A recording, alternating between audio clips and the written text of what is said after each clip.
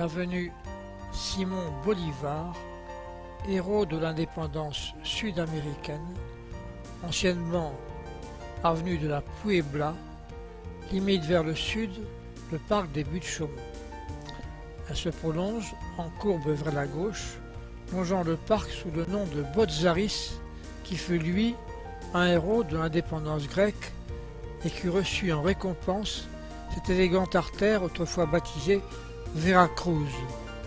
Le Mexique est très présent dans ce quartier, né sous le Second Empire. Napoléon III venait en effet d'y faire écrire une épopée glorieuse qui lui avait permis d'offrir un trône d'empereur à l'archiduc Maximilien de Habsbourg. Au nord, parfaitement rectiligne, remémore la victoire de la France sur la Russie en 1856. La dernière avenue qui entoure le parc est la rue Manin, nom d'un patriote grec fondateur de la République éphémère de Vénétie en 1848. Lorsqu'on fait le tour du parc en partant de la place Armand-Carrel, on va croiser successivement 6 portes. Entre chacune d'entre elles existent des entrées plus petites. La porte Armand-Carrel, en face de la mairie du 19e arrondissement.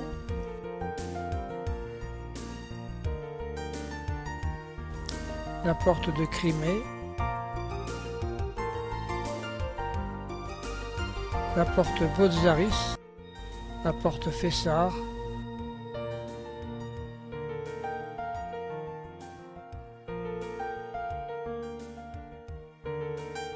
La porte Bolivar.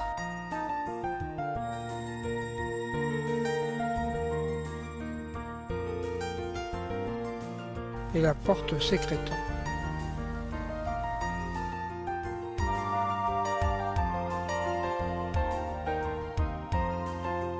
Le promeneur fatigué, marchant autour du lac, le long des avenues qui dessinent d'amples arabesques, ou dans les allées qui cheminent entre des buissons opaques, à la recherche d'un banc pour s'y reposer, va rencontrer sur son chemin des constructions multiples qui vont attirer son attention et souvent l'obliger à s'arrêter.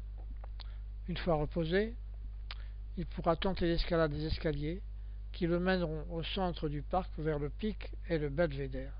À proximité de chacune des entrées principales se trouve une maison de garde. Des grilles de fer forgé, flanquées de part et d'autre de lampadaires, accueillent le visiteur. Des maisons de garde, ou plutôt des chalets de garde portiers, ont été construites par l'architecte Gabriel Daviou. Ce sont de petites maisons d'un étage dont l'entrée au rez-de-chaussée est tout en bois, surmontée d'un petit balcon donnant sur les chambres du haut.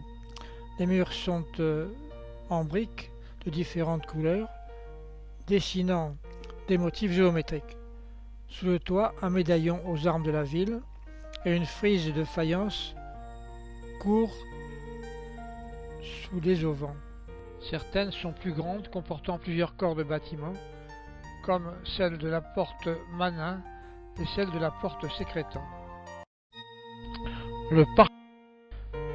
Si on entre par la porte Botzaris et qu'on tourne à gauche, on arrive au premier pavillon, situé 2 rue de la Cascade. C'est un ancien pavillon réhabilité qui fut pendant un temps une gare de la Petite Ceinture.